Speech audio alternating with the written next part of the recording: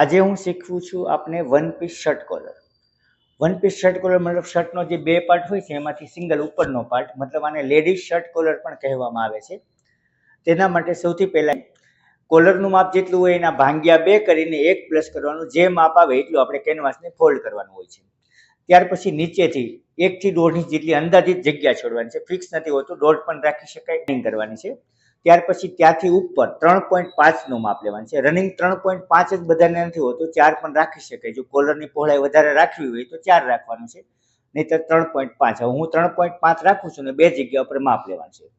ત્યાંથી એક લાઇનિંગ કરી દેવાની છે. બે માપને મેળવીને એક સીધી લાઇનિંગ કરવાની છે. ત્યાર પછી ફોલ્ડેડ સાઈડ લેવાની છે. 3.25નું માપ, 3.25નું માપ લેવાનું છે ઘડી સાઈડથી. ત્યાંથી હવે એક્ઝામ્પલ આપણે કોલરનું માપ 16 ઇંચ છે. કોલરનું માપ અલગ અલગ હોઈ શકે, પણ આપણે અત્યારે 16 ઇંચ રાખીએ છીએ.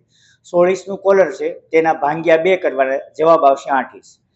જે માપ આવે છે તેમાંથી આપણે 0.25 માઇનસ કરવાનું છે, જવાબ આવશે 7.75. 7.75 ને આપણે ફોલ્ડેડ સાઈડ ઘડી સાઈડથી માપ લેવાનું છે. જે આપણે 3.5 લીધેલું છે ત્યાં લીટા ઉપર આડું માપ લેવાનું છે. 7.75. 7.75 ને આ રીતે માપ લઈને ત્યાં માર્કિંગ કરવાનું છે. ત્યાંથી નીચે 1.25 માપ લેવાનું છે, 1.25 ઇંચનું. હવે 1.25 ઇંચનું માપ છે એ અને 3.25નું માપ છે, અને ફ્રેન્ચ કરવાની મદદથી રાઉન્ડમાં આપણે મેચ કરી લેવાનું છે, રાઉન્ડ મેળવી લેવાનો છે. ત્યાર પછી ત્યાંથી એક લીટો મારવાનો છે સ્કેલની મદદથી, જે ક્રોસ કરી શકાય, એકદમ સીધો નહીં પણ થોડોક એવો ક્રોસ કરવાનો છે. એ અંદાજિત હોય છે, ફિક્સ નથી હોતો, વધારે ઓછો થઈ જાય થોડોક ચાલે.